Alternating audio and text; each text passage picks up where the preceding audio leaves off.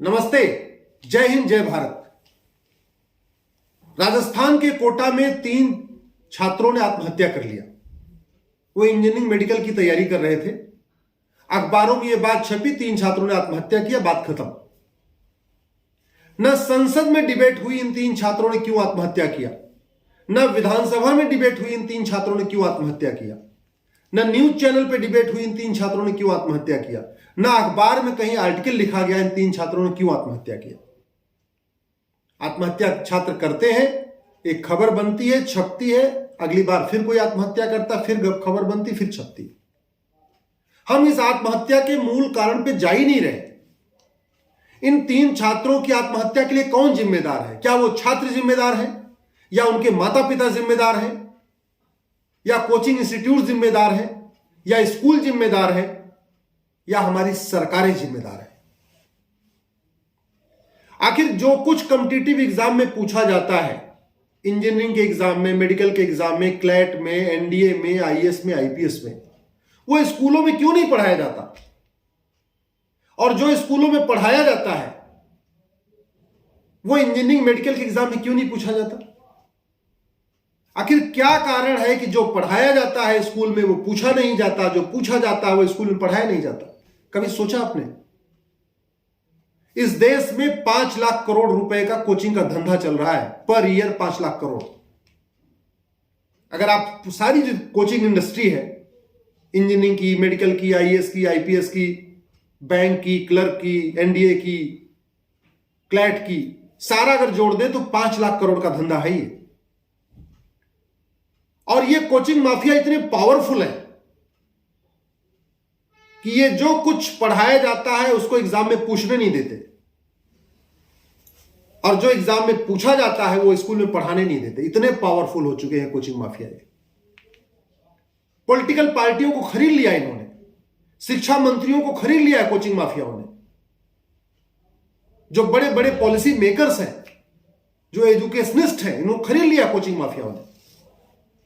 इसलिए जो स्कूल में पढ़ाया जाता है वो एग्जाम में पूछा नहीं जाता, इंजीनियरिंग के, मेडिकल के, क्लैट के, एमबीए के, कैट के, और जो पूछा जाता है वो पढ़ाया नहीं जाता। दुर्भाग्य है कि इस पर कहीं न संसद में चर्चा हो रही है, न विधानसभा में चर्चा हो रही है, न मीडिया में चर्चा हो रही है, न अखबार में आर्टिकल लिखा जा रहा है। अगर पूरे देश के जो मेन एग्जाम है उनका एग्जाम एक हो रहा है, इंजीनियरिंग का एक एग्जाम, मेडिकल का एक एग्जाम, आईएएस का एक एग्जाम, क्लैट का एक एग्जाम, कैट का एक एग्जाम, बैंक का एक एग्जाम, रेलवे का एक एग्जाम। जब एग्जाम एक है, पेपर एक है, तो सिलेबस हमने दुनिया भर के सिलेबस क्यों चला रखे हैं? सीबीएसई अलग पढ़ा रहा है, आईसीएसई अलग पढ़ा रहा है, यूपी बोर्ड अलग पढ़ा रहा है, बिहार बोर्ड अलग पढ़ा रहा है, राजस्थान बोर्ड अलग पढ़ा रहा है। जब एग्जाम एक है तो सिलेबस अलग अलग क्यों? और जो पढ़ाया जाता है वो क्यों नहीं पूछा जा रहा है कॉम्पिटिटिव एग्जाम में? जो पढ़ाने वाले हैं, जो 10वीं 12वीं का सिलेबस सेट करने वाले हैं, वही लोग इंजीनियरिंग मेडिकल का पेपर क्यों नहीं सेट करते? इंजीनियरिंग और मेडिकल का पेपर सेट करने वाले अलग, 10वीं 12वीं का सिलेबस सेट करने वाले अलग। तो जो पढ़ाया जाता है 10वीं 12वीं में वो इंजीनियरिंग मेडिकल के एग्जाम में पूछा नहीं जाता, जो इंजीनियरिंग मेडिकल में पूछा जा रहा है 10वीं 12वीं पढ़ाया नहीं जा रहा है। क्यों नहीं पढ़ाया जा रहा है? क्योंकि ये कोचिंग माफिया चाहते हैं उनकी कोचिंग का जो धंधा बढ़ता जाए, बढ़ता जाए।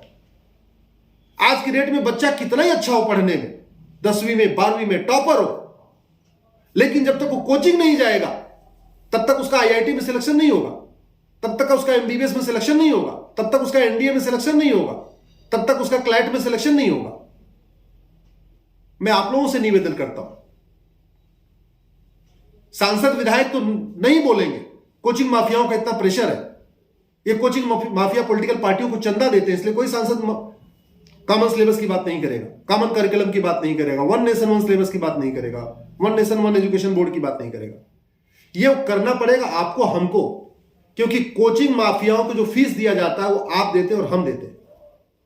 इस देश के लोगों को आवाज उठाना पड़ेगा, भैया जब एग्जाम एक हो रहे हैं, इंजीनियरिंग के, मेडिकल के, क्लैट के, एमबीए के, बाकी सारे, तो अलग अलग सिलेबस क्यों? सिलेबस एक करिए, और जो पूछा जाए इंजीनियरिंग मेडिकल के एग्जाम से, वो जो 12वीं में पढ़ाया जाता है वहीं से पेपर आना चाहिए। ऐसा नहीं होना चाहिए कि 12वीं में आप कुछ अलग पढ़ाइए और इंजीनियरिंग और मेडिकल और इंजीनियरिंग के एग्जाम में कुछ अलग पूछिए, फिर कोचिंग की जरूरत ही नहीं होगी। जो अच्छा बच्चा मेहनती होगा, वो गरीब का हो या अमीर का हो, मंत्री का हो या संतरी का हो, जो अच्छा पढ़ने वाला होगा, मेहनती होगा, वो बिना कोचिंग के क्वालिफाई कर लेगा। आवाज उठाइए, समान शिक्षा की मांग करिए। मंत्री और संतरी के बच्चे की किताब अलग क्यों होनी चाहिए? क्लर्क और कलेक्टर के बच्चे की किताब अलग अलग क्यों होनी चाहिए? कांस्टेबल और कप्तान के बच्चे की किताब अलग अलग क्यों होनी चाहिए? एक सामान्य सा जो गांव का व्यक्ति है, उसकी किताब और शहर के बच्चे की किताब अलग अलग क्यों होनी चाहिए? मजदूर के बच्चे की और मालिक के बच्चे की किताब अलग अलग क्यों होनी चाहिए? समान शिक्षा होगी, कोचिंग की जरूरत नहीं पड़ेगी, बच्चों के ऊपर स्ट्रेस नहीं आएगा। वो जो मेहनत से पढ़ेंगे 10वीं 12वीं में, उसी से उनका सिलेक्शन हो जाएगा। तो न कोचिंग माफिया की जरूरत पड़ेगी, और दूसरा, इस देश में सबको समान अवसर मिलेगा, आपसी भाईचारा बढ़ेगा, स्ट्रेस कम होगा। परिवारों के ऊपर जो इतना स्ट्रेस पड़ा हुआ है कि 10,000 रुपए फीस देते हैं, इसके बावजूद भी कोचिंग कराना पड़ता है, वो स्ट्रेस भी कम होगा। तय आपको करना है, सोचना आपको है। किसी भी समस्या का समाधान संसद से ही होगा। संसद पे दबाव बनाने के लिए दो ही माध्यम है, सड़क और सोशल मीडिया। या तो सड़क पर उतरिए या तो सोशल मीडिया में लिखिए। तय आपको करना है। जय हिंद, जय भारत।